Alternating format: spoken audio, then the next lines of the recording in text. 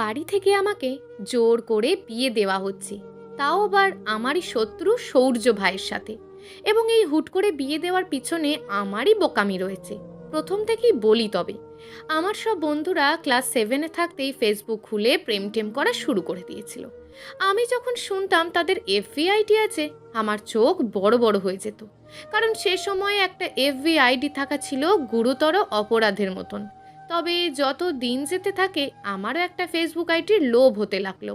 আমার ক্লাসেই পড়তো একটা মেয়ে, তার নাম নাতাশা। নাতাশাকে একদিন বললাম, আমাকে একটা আইডি খুলে দিবি? তোর তো মোবাইল নেই, আর তাছাড়া তোর পরিবার তো অনেক স্ট্রিক্ট, মানবে? ওদের বলবো না, তুই এমনভাবে খুলে দে যাতে কেউ না বোঝে। আমি দাদুর বাটন ফোনে আইডি খুললাম।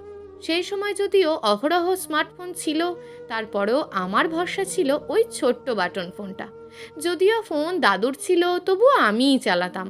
গেম খেলতাম আর টস টস করে ব্যাক ক্যামেরা দিয়ে যা দেখতাম তারই ছবি তুলে ফেলতাম। দাদুর কল এলেই রিসিভ করে ধরিয়ে দিতাম, আর দাদু কারোর সাথে কথা বলতে চাইলে তাকে লাইনে ধরিয়ে দিতাম।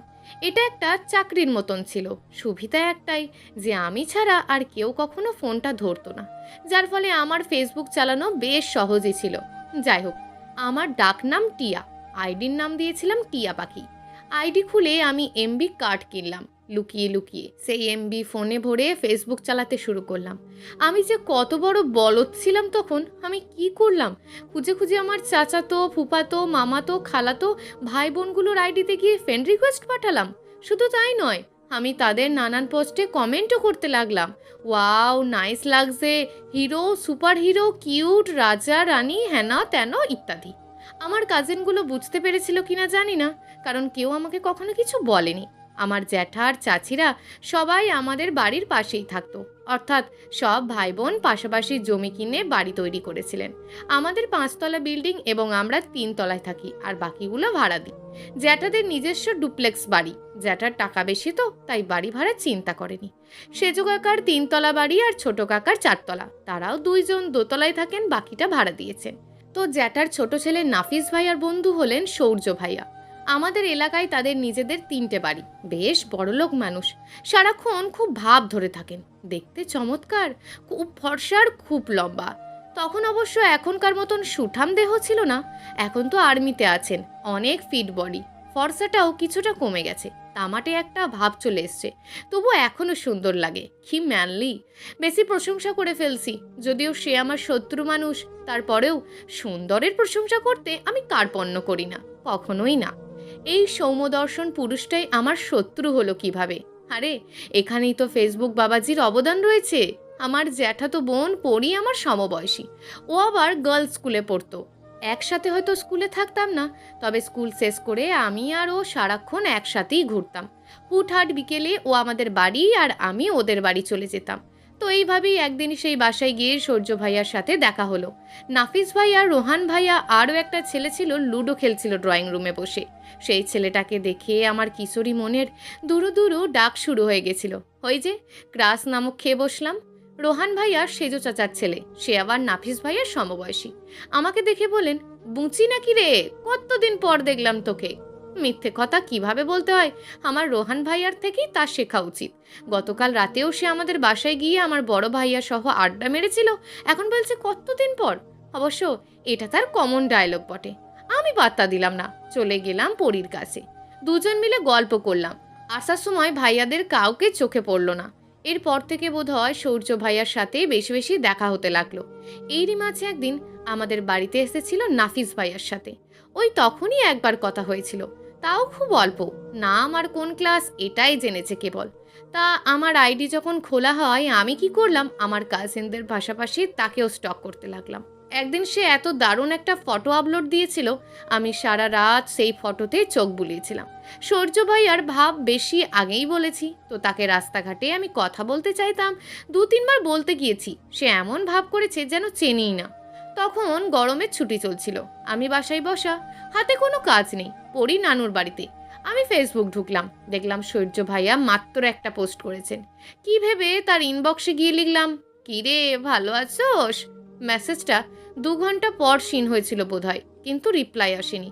আমি আবারও মেসেজ দিলাম, ওই তোর ভাব বেশি, কথা কস না কেন? এবারও রিপ্লাই এলো না। আমার এত রাগ হলো, ছেলেটার এত ভাব কেন? সে নিজেকে প্রিন্স চার্লস মনে করে বসে আছে নাকি? আমি এবার লিখলাম, ভ্যাঁড়া একটা। তাৎক্ষণিক আমাকে ব্লক করা হলো, যার ফলে আমার ইগো হার্ট হলো প্রচুর। তবুও শান্তি, তাকে কথা শোনাতে পেরেছি। সেদিন বিকেলেই আমার প্রাইভেট ছিল। আমি 5টায় প্রাইভেট শেষ করে যখন মোড়ের মাথায় এলাম, তখন দেখা হলো সৌর্য ভাইয়ার সাথে। নাফিস ভাইয়াকে পাশে দেখা গেল না, তিনি আর 2টা ছেলের যাদের আমি চিনি না। আমি তাকে ক্রস করেই চলে আসছিলাম, কিন্তু হঠাৎ আমার নাম ধরে ডেকে উঠল, এই টিয়া, এদিকে আসো। আমি গেলাম। একটু ভয় হতে লাগলো, চিনে ফেলেছে নাকি যে আমি তখন তাকে মেসেজ দিয়েছিলাম। আমি আমতা আমতা করে বললাম, জি ভাইয়া, ডাকছেন কেন? জানো না দুপুরে ওসব কি মেসেজ দিয়েছিলে আমায়? আমি এত অবাক হলাম, চিনলো কি করে যে আমি মেসেজ দিয়েছি? বললাম, কি বলছেন ভাইয়া, কিসের মেসেজ? নাটক করবা না একদম। টিয়া পাখি আইডিটা তোমার না? না না, আমার কোনো আইডি নেই। আমাকে তোমার মতন বলদ পেয়েছো? নিজের নাম দিয়ে সাথে পাখি লাগালতেই তো তুমি আলাদা কেউ হয়ে যাচ্ছ না। তোমার আইডি যে টিয়া পাখি সেটা সবাই জানে। সবাই জানে মানে? এই নাফিস, রোহান, সবাই? কি? আমাকে তো কেউ কখনো কিছু বলেনি। আমিও তাদের বলিনি যে ওটা আমারই আইডি। তুমি তো বেকুব, বলা লাগে না, এমনিতেই বোঝা যায়। বেকুব বলব এসব কি বলছেন? ঠিক করে কথা বলেন ভাইয়া। তুমি আমাকে ভেড়া বলেছো কি কারণে? আর তার সাথে যত সব ক্লাসলেস মেসেজ। ঠিক করেছি, আপনি শুধু ভেড়া, শুধু ভেড়াই না, ষাঁড়। কি বললে? আমি ষাঁড়? হ্যাঁ, একটা থাপ্পড় দিব। বেয়াদব মেয়ে একটা, আদব কায়দা বলতে কিচ্ছু নেই। আপনারও নেই। আপনি আমাকে মারার কথা বললেন কোন সাহসে? আপনি কি ভেবেছেন আপনি একা থাপ্পড় দিতে পারবেন? আমি পারবো না? সৌর্য ভাইয়া 2 কদম এগিয়ে এসে বললেন, কি বললে? তুমি আমাকে থাপ্পড় মারবে? তাই নাকি? দেখি, থাপ্পড় দিয়ে দেখাও। তোমার সাহস কত, আমিও সেটা দেখি। এত রাগ উঠেছিল তখন যে হিতাহিত জ্ঞান হারিয়ে ফেলেছিলাম। ঠাস করে তার ফর্সা গালে একটা থাপ্পড় মেলে দিলাম। মারার পর নিজেই হাত কেঁপে উঠল, ভয়ে জমে গেলাম। সৌর্য ভাইয়াও স্তব্ধ হয়ে গেল। বোধহয় সেও আশা করেনি আমি সত্যি এমনটা কিছু করে বসবো। আরে, আমি নিজেই তো ভাবতে পারিনি ক্লাস 8 পড়ুয়া আমি এত বড় সৌর্য ভাইয়ার গালে ঠাস করে চড় মেরে দিলাম। সৌর্য ভাইয়ার সাথে থাকা ছেলে দুটোর চোখও যেন কোটর থেকে বেরিয়ে আসবে। আমি বুঝলাম এখন সবচেয়ে ভয়ানক বিপদ সংকেত দেখা দিচ্ছে। আর এক মুহূর্ত সেখানে দাঁড়ালাম না, দৌড়ে বাড়ির ফটকে চলে এলাম। তারপর আর সৌর্য ভাইয়ের সাথে আমার আর দেখা হলো না। কিছুদিন অবশ্য আমি লুকিয়ে চুরিয়েছিলাম। তারপর একদিন শুনলাম আর্মিতে জয়েন করেছেন তিনি। ও, আমার সেই আইডিও অফ করে দিয়েছিলাম। কাজিন মহল থেকে আমার আইডি না দেখতে পেয়ে তখন প্রথমবারের মতন বলল, কি রে টিয়া পাখি, তোর আইডির কি হলো? আমরা যে কোনো লাইক কমেন্ট পাচ্ছি না, ডিঅ্যাক্টিভেট করে দিলি? একজন অ্যাক্টিভ ফ্রেন্ড কমে গেল। থাক, আবার আইডি খুলে নিস, আগে এসএসসিটা দিয়ে নে। ভাইয়া যখন জানতে পারলো আইডি খুলেছিলাম, এমন মার দিয়েছিল। সেই আমি এসএসসির আগে আর ফেসবুক পুনরায় খুলিনি। এসএসসির পর আমি ভালো কলেজে ভর্তি হয়েছিলাম। বাসা থেকে একটু দূরে হওয়াতে কলেজের আবাসিকে উঠেছিলাম। আমার বাড়িতে আসা কমে গেল। উৎসব এলে 1 সপ্তাহ থেকেই আবার ছুটতে হতো। পড়ালেখায় বুঁদ হয়ে পড়লাম। এসএসসির পর একেবারে বাড়িতে আসার কথা যদিও ছিল না, তবুও এলাম। ভালো লাগছিল না হোস্টেল লাইফ। তাছাড়া অ্যাডমিশনের কোচিং সেন্টারগুলো আমার বাড়ি থেকে কাছে, তাই বড় ভাইয়া একদিন গিয়ে আমাকে নিয়ে এলেন। বাড়িতে আসার পর প্রথম প্রথম বেশ ভালোই কাটছিল দিন। ভাবি আর ভাতিজি সহ বেশ মজার সময় পার হতো। পরিও আসা যাওয়া করতো। আমার বিকেলে একটু হাঁটার অভ্যেস ছিল। ভাতিজি মুনকে নিয়ে হাঁটতাম। ছোট্ট মুন কি সুন্দর আমার আঙুল ধরে হাঁটে, এত আদর লাগে ওর জন্য। আমি সেদিন ভাবলাম জ্যাঠাদের বাসায় গিয়ে দেখা করে আসি। গেলাম মুনকে কোলে নিয়ে। এতটা বদ মেয়েটা হাঁটতে পারবে না, ছোট তো। ড্রয়িং রুমে গিয়েই তো আমার চোখ ছানা বড়া হয়ে গেল। এ কাকে দেখছি? সৌর্য ভাইয়া। আমি কি অবাক, তার থেকেও তিনি বোধহয় বেশি অবাক হলেন আমাকে দেখে। আমার বেহায়া মন। সুদর্শন কিন্তু বুইরে মেজর সাহেবকে দেখে আরও একবার ক্রাশ খেয়ে ফেলে। কিন্তু ভুললে চলবে না, এই লোক শত্রু, আমাকে মারতে চেয়েছিল। আমি যে তাকে মারলাম সেটা আমার মাথায় আসেনি। সে চেয়েছিল মারতে, এটা ভেবেই ফুঁসে উঠলাম। নাসিব ভাইয়া আমাকে ডেকে নিয়ে গিয়ে সৌর্য ভাইয়ার সাথে বলল, এই দেখ টিয়া, তোকে থাপ্পড় মেরেছিল যে সেই টিয়া।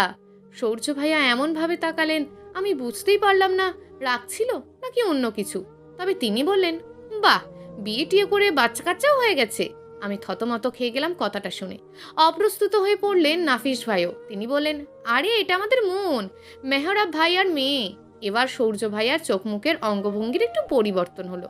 বলল, ও, তা এত মোটা হয়ে গেছে যে বোঝার উপায় নেই যে অবিবাহিত, বাচ্চা সমেত। বরং ভালোই মানিয়েছে। সারাদিন ঘরে বসেই থাকো, হাঁটাহাঁটি করতে পারো না? ব্যায়াম করবে বেশি করে, আর যদি না পারো তবে বিয়ে করে নাও। তাহলে মোটা চিকন নিয়ে কোনো সমস্যাই থাকবে না। সংসার করবে, বাচ্চা কাচ্চা পালবে, ভালোই মানাবে। আমার মুখটা এত বড় হাঁ হয়ে গেল। নাফিস ভাইয়া হো হো করে হাসতে লাগলেন। আমি বুঝলাম এই অসভ্য লোকটা সেদিনের প্রতিশোধ নিচ্ছে। আমি বুঝলাম সে চাইছে আমি রেগে যাই, কিন্তু এখন তো আর আমি বোকা নেই। তাই আমিও বললাম, ঠিক বলেছেন, বিয়ে করব। তা হাতের কাছে ছেলে থাকলে বলেন, আর নয়তো এক কাজ করেন, আপনি সিঙ্গেল থাকলে আপনিই বিয়েটা করে ফেলেন, ভালোই হবে। আমার আবার অনেক দিনের শখ আর্মির বউ হব। নাফিস ভাইয়া এবার আরো জোরে জোরে হাসতে লাগলো, কিন্তু সৌর্য ভাইয়া হাসলেন না, মুখটা গম্ভীর করে রেখেছেন। আমিও বুঝলাম কাজ হয়েছে। কিন্তু এখানেও গড়বড়। আমি কেবল বোকা না, বড় মাপের বেকুব। পরদিন বাড়িতে সৌর্য ভাইয়ের বাবা মা বিয়ের প্রস্তাব নিয়ে হাজির। সেই দৃশ্য দেখে আমার জ্বর উঠে গেল। 2 দিন আমি ভয়ে আতঙ্কে বিছানায় বেহুশের মতন পড়েছিলাম, কারণ বাবার বাকি অভিভাবকরা নাকি সম্মতি দিয়েছেন। আমি যে কি পরিমাণের বেপুক সেই ভেবে ভেবে আমি হা হুতাশ করলাম। কোথায় কখন কাকে কি বলতে হয় আমি কেন যে সেটা ভালো করে শিখলাম না, এই ভেবে আফসোস করতে লাগলাম। তার সাথে প্ল্যান করলাম বিয়ে ভাঙার। মনে মনে ঠিক করলাম এই লোককে আমি বিয়ে করব না, আমার পক্ষে অসম্ভব তাকে বিয়ে করা। আমার বাবা আমাকে বোঝাতে চাইছেন বারবার, বিয়েটা করলে আমার জন্যই ভালো, একটা সুন্দর ভবিষ্যৎ, ভালো স্বামী, ভালো বাড়ি সবই পাওয়া হবে, পড়ালেখার ব্যাপারে চিন্তা করার কোনো প্রয়োজন নেই। সৌর্যের পরিবার উল্টে আমাকে জোর করেই পড়াবে।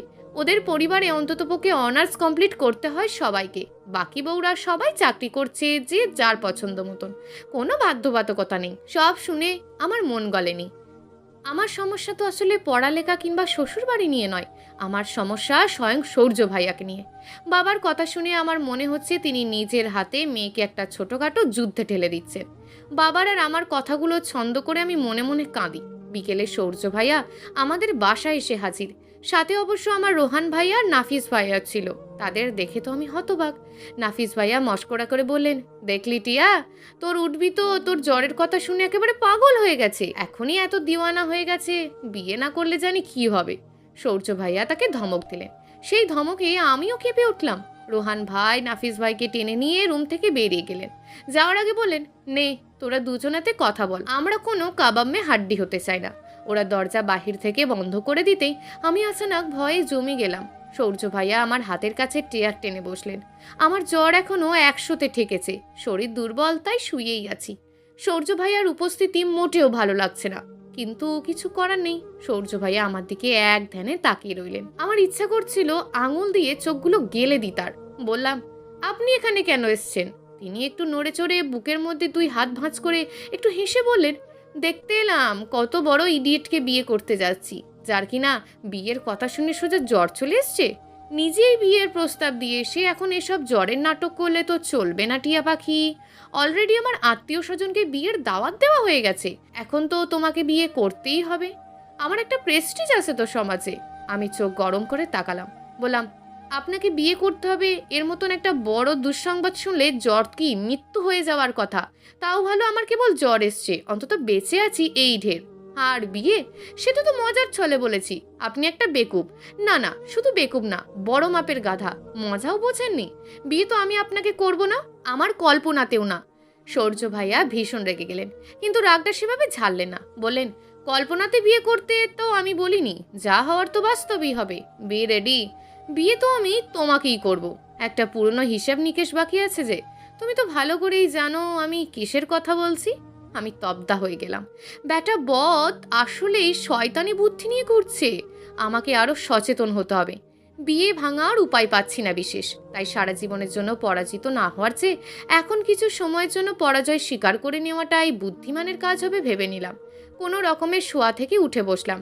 গাল বাড়ি দিয়ে বললাম, নিন, এবার আপনি একটা থাপ্পড় মারেন, জোরসে মারেন, কোনো সমস্যা নেই। তাতেও শখ না মিটলে আর একটা দেবেন, হিসেব বরাবর। শুধু শুধু আর বিয়ে করে টাকা খরচ করা লাগবে না। কথাগুলো বলেই চোখ খিচে বন্ধ করে ফেললাম। যদিও বলে ফেলেছি, কিন্তু আদৌ একটা থাপ্পড় খায় সেটা আমিও চাই না। এই পরিশ্রমী শক্তপোক্ত হাতের একটা থাপ্পড় খেলে যে আমার মাড়ি ভেঙে পড়বে না তার কি কোনো গ্যারেন্টি আছে? আমি ভয়ে কাতর হয়ে যা ভাবলাম আর যার অপেক্ষা করছিলাম তার কিছুই হলো না। বরং একটা নরম স্পর্শ আমার গালে অনুভব করলাম। চোখ তুলে তাকাতেই অবাকের চূড়ায় পৌঁছে গেলাম। আমার বিশ্বাস হচ্ছে না, সূর্য ভাই মাত্র আমাকে ঠোঁটের স্পর্শ দিলেন। আমি বললাম, আপনি এটা কি করলেন? ও, আরেকটা দেওয়া হয়নি, দুইটা চেয়েছিলে তো, বলি আমার গালে আবারও চুমু খাই। আমি তাকে ধাক্কা দিয়ে সরিয়ে একটু পিছিয়ে গিয়ে বললাম, আপনি এত বড় অপস্য! ছি সূর্য ভাইয়া, আমি অশুদ্ধ হয়ে গেছি। আপনি আর আমার সামনেই আসবেন না। আমি সবাইকে বলবো আপনার ক্যারেক্টার কেমন। কেমন? এই যে এমন। এই যে কেমন সেটাই তো জানতে চাইছি। নষ্ট। ভালোই তো, পুরুষ মানুষ একটু নষ্ট না হলে হয়? যাই হোক, যা বলার বলে দাও, কেউ আমাকে কিচ্ছু বলবে না। এমনিতেও দুদিন পর তোমার সাথে সবচেয়ে বেশি লুচ্চামি করার সুযোগ তোমার বাবা ভাই আমাকে কাগজে কলমে লিখিতভাবে দেবে। তখন কি করবে? তার থেকে ভালো হয় না আগে থেকেই একটু প্র্যাকটিস করলে? আমি কিছু বলতে যাব, তার আগেই নাফিস ভাইয়া এসে তাকে ডেকে নিয়ে গেলেন। সে যেতেই আমার নিজের চুল ছিঁড়তে ইচ্ছা করছিল। কি হচ্ছে এসব? এত বোকা কেন আমি? একটু জ্ঞান বুদ্ধি হলে কি এমন ক্ষতি হয়েছে তো? রাগে দুঃখে আমার চোখ ভিজে উঠল। রাতেই ব্যাগপত্র গুছিয়ে আমার জর বাবাজি বিদায় নিলেন। এদিকে বাসার আয়োজন শুরু হয়ে গেছে। বিয়ে না করে আমার আর উপায় রইল না কোনো। অবশেষে শুক্রবারে তার সাথে আমার ঘটা করে বিয়ে হয়ে গেল। বিয়ের পর তাদের বাড়িতে আসতে চাইছিলাম না, কান্নাকাটি করলাম প্রচুর। সূর্য ভাইয়া, ও এখন তো আর ভাইয়া বলা যায় না, সূর্য এসে বললেন, শোনো টিয়া, তুমি ওই বাড়িতে না গেলে কিন্তু আমি এই বাড়িতেই থেকে যাব। তখন কিন্তু হিসেব বেশি করে তুলবো। বুঝতে পারছো তো কি বলছি? আমি আর পারলাম না, তার বাড়িতেই উঠতে হলো। আবার যা ননদরা মিলে আমাকে ভাবি সাজ পোশাক বদলে নতুন করে হালকা কিন্তু সুন্দরভাবে সাজিয়ে একটা লাল রঙের শাড়ি পরিয়ে দিল। তারা চলে যাওয়ার পর আমি বেশ অনেকক্ষণ অপেক্ষা করলাম। সূর্য নামক প্রাণীর দেখা না পেয়ে শান্তিতে ঘুমানোর প্রস্তুতি নিলাম। বিছানায় গা এলিয়ে দিতেই দরজার নখ খুলে সূর্য ভিতরে প্রবেশ করলো। আমি তাকে দেখে একটু অবাক হলাম। বাসায় পরা টি শার্ট আর প্যান্ট তার পরনে, অর্থাৎ এতক্ষণ কোনো রুমে ছিল। ফ্রেশ হয়ে এসেছেন। আমি ঘুমানোর ভান ধরে পড়ে রইলাম। সূর্য কিছুক্ষণ ডাকলেন, টিয়া, এই টিয়া, ঘুমিয়ে পড়ছো নাকি? আমি সাড়া দিলাম না, চুপ করে রইলাম, নড়লামও না একটুও। লাইটের সুইচ বন্ধ করার শব্দে আমার কানে আসে। আমি শুনি আর একটু কুঁকড়ে যাই। অভিনয় চালিয়ে যেতে যেতে কখন যে ঘুমিয়ে পড়লাম বুঝতেই পারিনি। শেষ রাতে প্রচণ্ড বৃষ্টি হলো। ঠান্ডায় আমার শরীর কাঁপতে থাকে। আমি ঘুম ঘুম চোখে মিলে দেখি সূর্য ঠিকই কাঁথা গায়ে জড়িয়ে ঘুমিয়ে আছে। আমি অত কিছু না ভেবে কাঁথাটা টেনে তার গা ঘেঁষে শুয়ে পড়লাম। তার কিছুক্ষণ পরই একটা সবল হাত আমার কোমর আঁকড়ে ধরল। আমি চোখ খুলতেই দেখলাম সূর্য আমার দিকে ঝুঁকে আছে। আমাকে চোখ মেলতে দেখি মুচকি হেসে বললেন, খুব শীত করছে টিয়া? আমি স্বাভাবিকভাবেই মাথা নাড়ালাম। তিনি আমার আর একটু ঘনিষ্ঠ হয়ে এলেন। কানের কাছে মুখ এনে ফিসফিস করে বললেন, তাহলে আমি শীত তাড়িয়ে দিই? আমি চোখ বড় বড় করে তার দিকে তাকিয়ে রইলাম। ততক্ষণে সেই মানুষটা আরও অনেক গভীরভাবে আমাকে আঁকড়ে ধরল। চোখ বুজে পড়ে থাকাচ্ছে আমার আর কিছুই করার রইল না। মনে মনে বৃষ্টিকে বললাম, বৃষ্টি, তুই আজ থেকে আমার পছন্দের তালিকা থেকে বাদ। তোর জন্যই আমি আজ একজনের কাছে হেরে গেলাম। একেবারে যাকে বলে গো হারান হারা। সকালে মিষ্টি রোদের আলোয় আমার ঘুম ভাঙে। শুয়ে থেকেই খোলা জানালা দিয়ে বাহিরে চমৎকার প্রাণবন্ত সকালটা দেখছি আমি। সূর্য ঘরে নেই, কোথায় সেটাও জানি না। আমার তার উপর ভীষণ রাগ হচ্ছে। গত রাতের কথা মনে পড়তেই আমি লজ্জায় লাল নীল হয়ে যাচ্ছি। তার সামনে দাঁড়ানোর শক্তি বোধ হয় রইল না আমার। অথচ কাল রাতে তার বুকে মাথা রেখেই আমি ঘুমিয়েছি। ঘড়িতে 8টা বাজে দেখলাম। আমার নিজের বাড়ি হলে হয়তো ঘুমিয়ে থাকতাম, সংকোচ ছিল না কোনো। কিন্তু এটা শ্বশুর বাড়ি, এখানে না চাইতেও অনেক কিছু করতে হয়।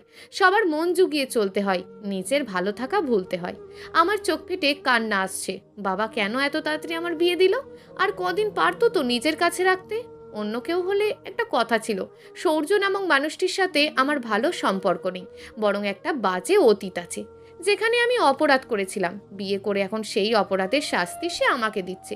তার সাথে হয়তো আমার সম্পর্ক স্বাভাবিক হবে না, আর 10-5টা স্বামী স্ত্রীর সম্পর্কের মতন কিছু হবে না। হ্যাঁ, প্রাকৃতিক টানে হয়তো কাছে আসা হবে, কিন্তু ভালোবাসা, সেটাই যদি না থাকে তবে একসাথে থেকেও কোনো সুখের সন্ধান মিলবে না। এসব ভাবতে ভাবতেই কাওয়ার থেকে 3 পিস নিয়ে ওয়াশরুমে ঢুকে পড়লাম। বের হয়ে দেখি সূর্য বিন ব্যাগে নিয়ে বসে আছে, হাতে কফির মগ। তাকে দেখে মনে হচ্ছে কিছু ভাবছে।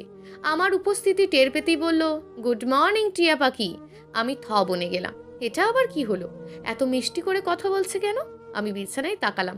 নতুন চাদর বিছানায়, কেন যেন লজ্জা করছে, খুব লজ্জা করছে। ভেজা চুলে তোয়ালে পেঁচিয়ে ড্রেসিং টেবিলের সামনে গিয়ে দাঁড়ালাম। গতকাল ভাবি বলে দিয়েছেন গহনা বেশি কিছু না হলেও অন্তত যেন পাতলা চেন, রিং, হাতের বালার, কানের দুল পরি। নাকের ফুটো করা হয়নি আমার, হয়তো আজকালের মধ্যে সেটাও করতে হবে। আমি যা একদমই করতে চাই না। পরীর নাকে ফুটো করা হয়েছিল যখন, তখন ওর সে কি কান্না। তারপর 1 সপ্তাহ জ্বর ছিল, ব্যথা ছিল। আমি সেই ভয় আর নিজের নাক ফুটোই করিনি। আমাকে কেউ জোরও করেনি। হাতের বালাটা পরতেই সূর্য আমার পাশে এসে দাঁড়ালেন, বললেন, তুমি আমাকে ইগনোর করছো? আমি বিরক্ত হলাম, মুখ দিয়ে বিরক্তিতে চ উচ্চারণ করলাম। সে আমাকে টেনে নিজের বুকের সাথে মিশিয়ে বলল, হেই, একদম আমার উপর বিরক্তি দেখাতে আসবে না। আমি কি তোমাকে বিরক্ত করছি? ভালো একটা কথা বলছি, তাতেও তুমি বিরক্ত হচ্ছ। সমস্যা কি তোমার? আপনি সমস্যা। আমি? আমি কেন সমস্যা? আপনি আমাকে বিয়ে কেন করলেন? তুমিই তো বললে সিঙ্গেল থাকলে তোমাকে বিয়ে করতে। আমি তো মজা করে বলেছি, সত্যি সত্যি তো আর বলিনি। আমি তো মজা হিসেবে নিইনি। তুমি আমায় অপছন্দ কেন করো? আমি কি করেছি তোমার? বরং তুমি আমাকে থাপ্পড় মেরেছিলে। সেই থাপ্পড়ের পিছনের ঘটনাটা মনে নেই আপনার? আপনি বলেছিলেন না যে আমাকে মারবেন? আজব। আমি তো এমনিতেই বলেছিলাম, সত্যিই কি মারতাম নাকি? তুমিই তো দুম করে আমাকে মেরে দিলে। ভালো করেছি। আমিও ভালো করেছি। কখন? কি ভালো করলেন? গত রাতে তোমাকে আদর করে। ছি, আপনি আরেকবার কালকের কথা বলবেন তো আপনার খবর করে ছাড়বো। সূর্য হাসলেন। আমি তার দিকে ভুরু কুচকে তাকিয়ে রইলাম। এই সূর্যকে আমি চিনিই না, এ যেন এক অন্য সূর্য। হুট করেই এই পাজি লোকটা আমার সারা মুখে এলোমেলো চুমু খেয়ে বলল, তুমি এত সুন্দর কেন টিয়া? আমি কি করব, কি বলবো, কিছুই বুঝতে পারছি না। এ কি হলো? বললাম, পাগল হয়েছেন? ছাড়েন আমাকে। আমার কাছে আসছেন কেন বারবার? আমার ভালো লাগছে না। না লাগলেও আসবো, আমার ভালো লাগছে। না আসবেন না। জানো টিয়া, তুমি যেদিন আমাকে মারলে সেদিন থেকেই মনে মনে শপথ নিয়েছিলাম ওই অপমানের শোধ আমি তুলব, শুধু একবার তোমাকে হাতের কাছে পাই। অথচ সেদিন যখন দেখলাম আমার সব রাগ ক্ষোভ উদাও হয়ে গিয়েছিল। আমি চমকে উঠলাম, বললাম, কেন? জানি না। বলেই সেই খুব সুন্দর একটা হাসি দিয়ে রুম ছেড়ে বের হয়ে গেল। আমি ঠায় দাঁড়িয়ে তার কথাগুলো ভাবতে লাগলাম। এভাবে বেশ কয়েকদিন কেটে যায়। সংসার জীবনে আমি অভ্যস্ত হয়ে পড়লাম। 15 দিনের মাথায় তিনিও চলে গেলেন। 6 মাস আগে আর ফিরতে পারবেন না নাকি। আমার কেন যেন মন খারাপ হলো। 15 দিনে আমার অভ্যেসে পরিণত হয়েছিল সে। যেভাবেই হোক না কেন, কাছে আসা হয়েছে বহুবার। আমাকে সে যথেষ্ট সময় দিয়েছিল। রাতে মাঝে মধ্যে চা নিয়ে ছাদে তার সাথে বসে গল্প করাও হতো। প্রথম 2-1 দিন সে নিজেই করত, তার দৈনন্দিন জীবন নিয়ে, তাদের ডিউটি, ট্রেনিং, সেই সব নিয়ে বলতো। আমার বিশ্বাস করতে কষ্ট হতো তাদের এত টাফ কাজ করতে হয় জেনে। সে হাসে, আমি দেখে অবাক হই। যে সূর্যকে আমি চিনতাম সে ছিল গম্ভীর ভাব নিয়ে ঘোরা ছেলে। আমি তাকে অহংকারী ভাবতাম। অথচ আজ তাকে যখন এতটা কাছ থেকে দেখছি, জানতে পারছি, তখন নিজেই দ্বিধায় পড়ে গেলাম যে তাকে কি বলবো, অমায়িক নাকি অহংকারী। আমার বিশ্ববিদ্যালয়ে চান্স পাওয়া হয়, ইংরেজি সাহিত্য নিয়েই পড়ি আমি। সে আসেনি এর মধ্যে একবারও। আসতে চেয়েছিল, তবে ছুটি পাইনি। আমার একটু কষ্ট হয়েছিল, কিন্তু রাগ হয়নি, কারণ তার কাজ সম্পর্কে আমার ততদিনে অনেকটাই ধারণা হয়ে গেছে। একদিন ক্লাস শেষ করে বাসায় ফিরে দেখি আমার যা আর বাকি সবাই আমাকে দেখে মিটমিট হাসছে। আমি বুঝতে পারলাম না তাদের হাসির কারণ। শাশুড়ি মা বলেন, ছোট বৌমা, রুমে যাও, ফ্রেশ হয়ে খাবার খেতে আসো। জি মা। ক্লান্ত পা ফেলে যখন রুমে আসলাম, দেখলাম সূর্যকে। তাকে দেখে চমকে গেলাম আমি। দরজার সামনেই অবাক নয়নে তার পানে তাকিয়ে রইলাম। সে স্বভাবসুলভভাবে হেসে এগিয়ে এসে আমায় জড়িয়ে ধরে। আমি অনুভব করলাম আমার এই মানুষটার অভাব ছিল এতদিন। এই মানুষটা আমার জীবনে সতেজতা। একটু আগেও ক্লান্ত আমিও এখন শান্তিতে চোখ বুজে আছি। তার বুকে মাথা রাখার মতন শান্তি আর কোথাও হয়তো নেই। আমি বললাম, কখন এলেন? 11টার দিকে। জানানো হয়নি কেন আমাকে? সারপ্রাইজ দেবো ভেবেছিলাম। তাই? হো, পছন্দ হয়েছে কি? কি সারপ্রাইজটা? সে আমার চোখে চোখ রাখে কথাটা শুনে বলে, সত্যি? হুম। কতটা পছন্দ হয়েছে? আমি মুখটা উঁচু করে মৃদু চুম্বনে তাকে জানান দিলাম ঠিক কতটা ভালো লাগছে আমার। সে এত অবাক হয়েছে, বলল, টিয়া, তুমি কি? আমি কি? তুমি কি তবে ধরা দিলে আমার হাতে? সে তো বহু আগেই দিয়েছিলাম। আপনি বোঝেননি, সেটা আপনার ব্যর্থতা। সূর্য আমাকে পুনরায় জড়িয়ে ধরলেন, বললেন, টিয়া, আমি বোধ হয় তোমাকে ভালোবাসি। আমিও। কি তুমিও? আপনাকে বোধ হয় ভালোবাসি। বোধ হয়? একই প্রশ্ন তো আমারও। না, আমি সত্যিই ভালোবাসি, এটাই সত্য। এর উপর আর কোনো সত্য নেই। আমিও সত্যি সত্যিই ভালোবাসি, অনেক বেশি ভালোবাসি। প্রিয় দর্শক, এই গল্পটা আপনাদের কেমন লাগলো তা অবশ্যই একটি কমেন্ট করবেন। আর যদি গল্পটা আপনাদের ভালো লেগে থাকে তাহলে ভিডিওটিতে একটি লাইক করে দেবেন এবং এই ধরনের ভিন্ন স্বাদের গল্প শোনার জন্য চ্যানেলটিকে অবশ্যই সাবস্ক্রাইব করে আমাদের সঙ্গে যুক্ত থাকুন।